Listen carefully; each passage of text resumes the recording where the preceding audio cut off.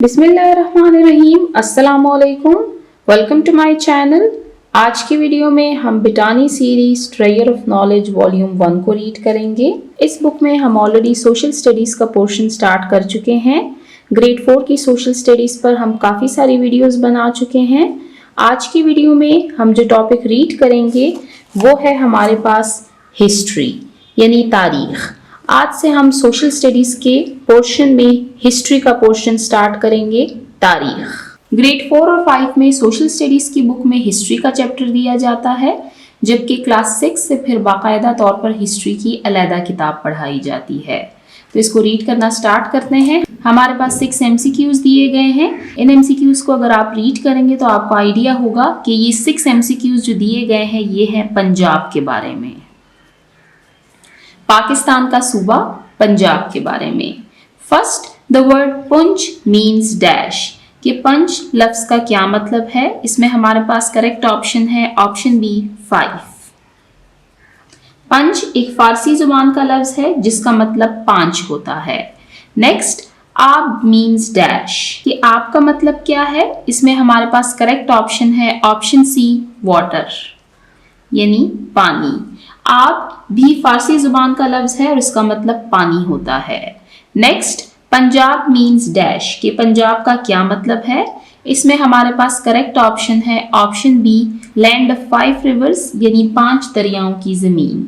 पंजाब 2 अल्फाज से मिलकर बना है, पंच यानी 5 और आब यानी पानी। इससे मुराद 5 दरियाओं की जमीन है। Next, what is the capital of Punjab, कि पंजाब का दारुल हुकूमत क्या है। इसमें हमारे पास करेक्ट ऑप्शन है ऑप्शन बी लाहौर। लाहौर पंजाब का सबसे बड़ा और दारुल हुकूमत शहर है। Next, total area of Punjab is dash, कि पंजाब का कुल रकबा कितना है। इसमें हमारे पास करेक्ट ऑप्शन है option A 2,05,344 square kilometre. Punjab Pakistan का दूसरा सबसे बड़ा सूबा है जिसका रकबा तकरीबन 2,05,344 मुरब्बा किलोमीटर है।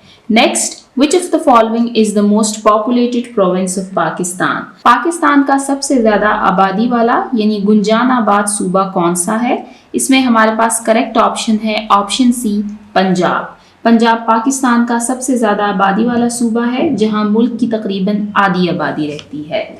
यहाँ पर हमारे पास 6 MCQs दिए गए थे पंजाब से रिलेटेड। अब हम चलते हैं नेक्स्ट टॉपिक की तरफ। आपको यहाँ पर आंसर की दी गई है, आप आंसर की को मैच कर सकते हैं, ये बिल्कुल करेक्ट है।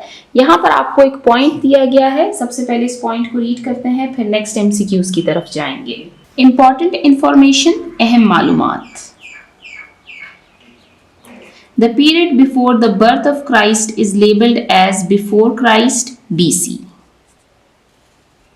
and the period after Christ is labeled as Anno Domini AD.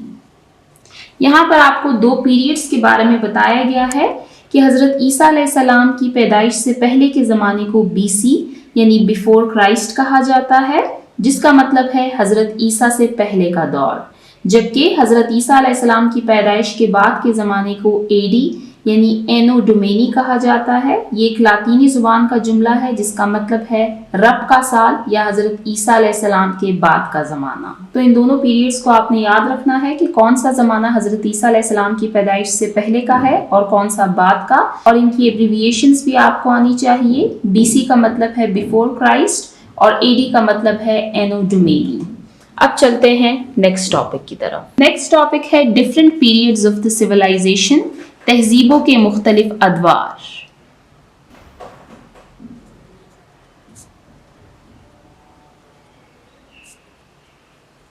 अब इसमें हम इंसानी माशरे और इंसानी तरक्की के डिफरेंट पीरियड्स यानी डिफरेंट अदवार को रीड करेंगे। इसमें हमारे पास फर्स्ट सिविलाइजेशन है हड़प्पन सिविलाइजेशन, जो स्टार्ट हुई 2500 BC से और 1500 BC तक ये कायम रही।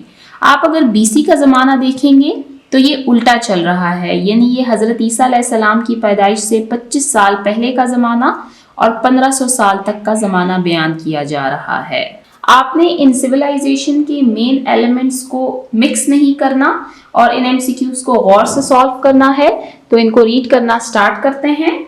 First, What was generally accepted period of Indus Valley civilization कि वादी सिंध की तहजीब का अमूमी तौर पर तस्लीम शुदा दौर कौन सा है? यहाँ पर बात की जा रही है period of Indus valley civilisation यानी वादी सिंध की तहजीब।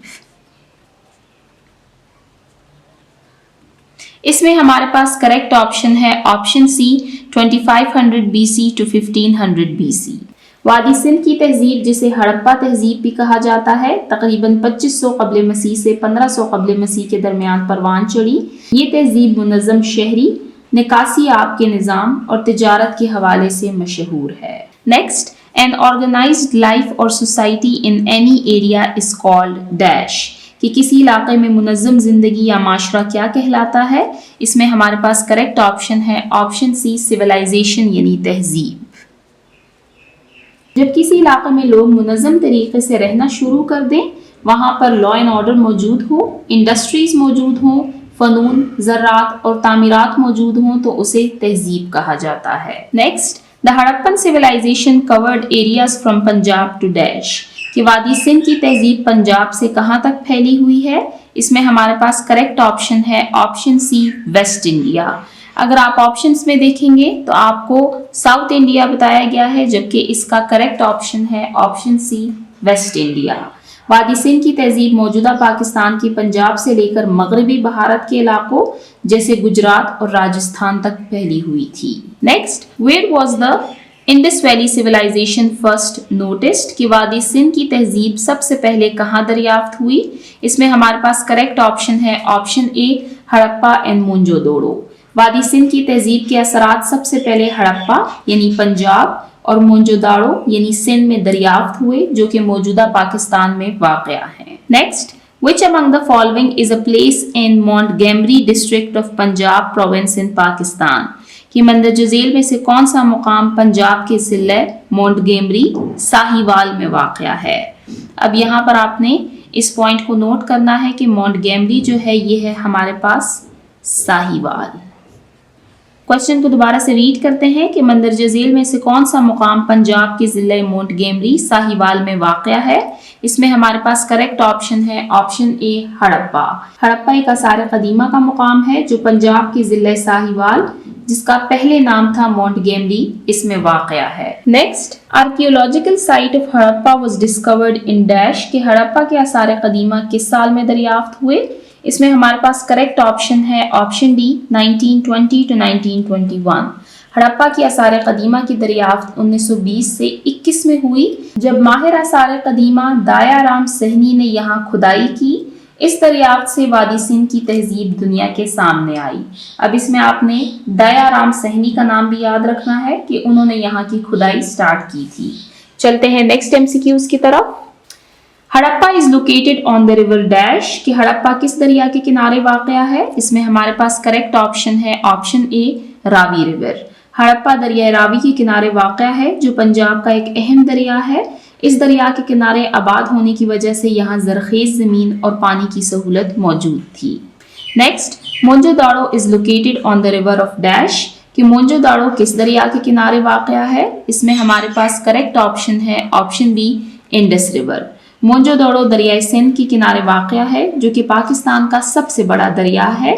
ये मुकाम सिंध की तहजीब का अहम मरकज़ था। अब आपने ये भी याद रखना है कि इंडस रिवर पाकिस्तान का सबसे बड़ा दरिया है और यहाँ पर पूछा गया है हड़प्पा के बारे में, तो हड़प्पा जो है ये दरिया रावी के किनारे वाक़या है और मोहनजोदाड़ो जो है ये दरियाए सिंध के किनारे वाक़या है। इन दोनों में आपने फ़र्क को याद रखना है। Next, Mohenjodaro is currently located in which district कि मोहनजोदाड़ो आजकल किस ज़िले में वाक़या है? इसमें हमारे पास करेक्ट ऑप्शन है ऑप्शन ए लाड़काना। मोहनजोदाड़ो सिंध के ज़िला लाड़काना में वाक़या है।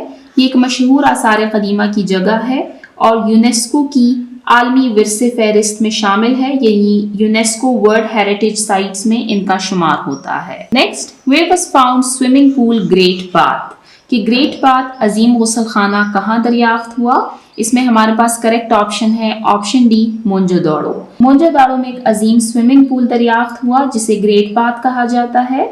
ये एक बाकायदा तालाब की शक्ल का था और शायद किसी रिलीजियस या इज्तिमाई गौसल के लिए इस्तेमाल होता था जो उस वक्त की तहजीब की सफाई, تعمیراتی مہارت اور مذہبی روایات کی علامت ہے۔ Next, Indus valley civilisation belongs to dash کہ وادی سندھ کی تہذیب کس دور سے تعلق رکھتی ہے؟ اس میں ہمارے پاس کریکٹ آپشن ہے آپشن ڈی میٹل ایج یعنی دھاتوں کا دور۔ وادی سندھ کی تہذیب دھاتوں کے دور سے تعلق رکھتی ہے کیونکہ اس وقت کے لوگ تانبا، کانسی یعنی کاپر اور برونز اور دیگر دھاتوں سے ہتھیار اور اوزار بناتے تھے۔ یہ زمانہ پتھر کے بعد دھاتوں کے استعمال کا آغاز تھا، یعنی اس سے پہلے سٹون ایج گزرا اور پھر میٹل ایج آیا۔ Next, what were the metals with which Indus people made their tools؟ کہ وادی سندھ کے لوگ کن دھاتوں سے اوزار بنایا کرتے تھے؟ اس میں ہمارے پاس جو آپشنز ہیں وہ ہے سٹون یعنی پتھر، کاپر یعنی تانبا، برونز یعنی کانسی۔ تو یہ تینوں میٹلز وہ استعمال کیا کرتے تھے، تو اس میں ہمارے پاس کریکٹ آپشن ہوگا option D all of these. وادی سندھ کے لوگ سٹون، کاپر اور برونز کے اوزار بنایا کرتے تھے۔ یہ اس وقت کی تہذیب کی ترقی کی علامت ہے۔ Next, which of the following metal did not know Indus people؟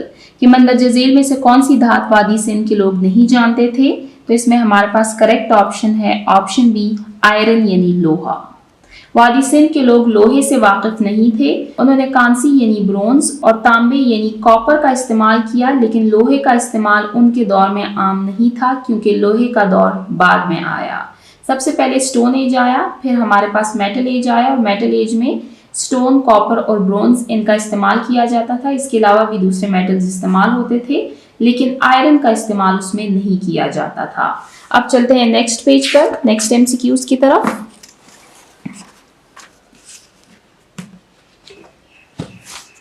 What was the main feature of Harappa civilization؟ کہ ہڑپا تہذیب کی سب سے اہم خصوصیت کیا تھی؟ اس میں ہمارے پاس کریکٹ آپشن ہے آپشن اے ٹاؤن پلاننگ یعنی شہری منصوبہ بندی۔ ہڑپا تہذیب کی سب سے نمایاں خصوصیت ان کی شاندار شہری منصوبہ بندی یعنی ٹاؤن پلاننگ تھی۔ ان کے شہر سیدھی گلیوں، نکاسی آب کے نظام اور رہائشی اور تجارتی علاقوں میں تقسیم کے ساتھ بہت منظم تھے۔ Next, what was the main occupation of Indus people؟ کہ وادی سندھ کے لوگوں کا بنیادی پیشہ کیا تھا؟ اس میں ہمارے پاس کریکٹ آپشن ہے آپشن سی ایگریکلچر یعنی زراعت۔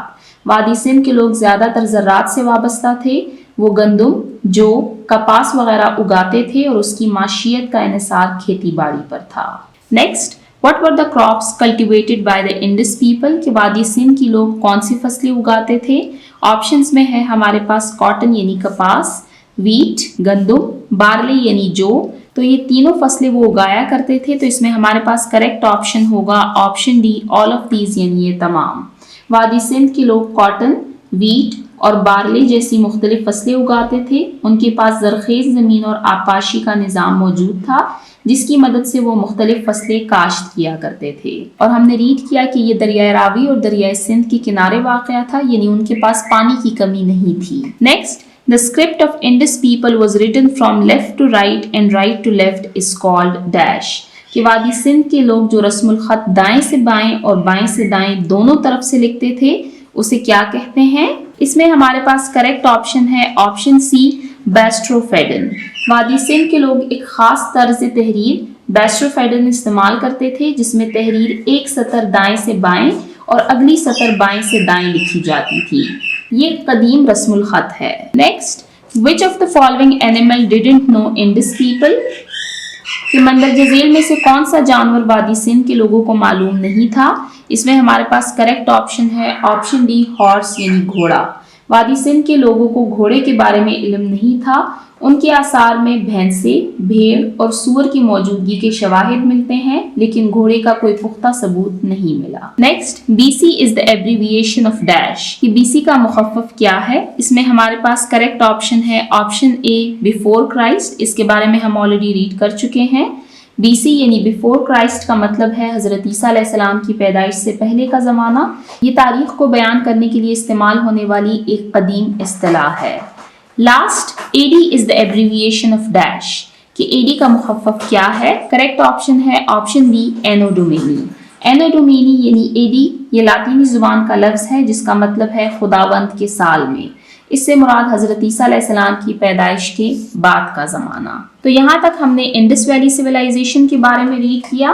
नेक्स्ट वीडियो में हम इंशाल्लाह आर्यन सिविलाइजेशन के बारे में रीड करेंगे। जिन्होंने अभी तक मेरे चैनल को सब्सक्राइब नहीं किया, काइंडली मेरे चैनल को सब्सक्राइब कीजिए ताकि हर आने वाली वीडियो आपको टाइमली मिल सके। Thank you.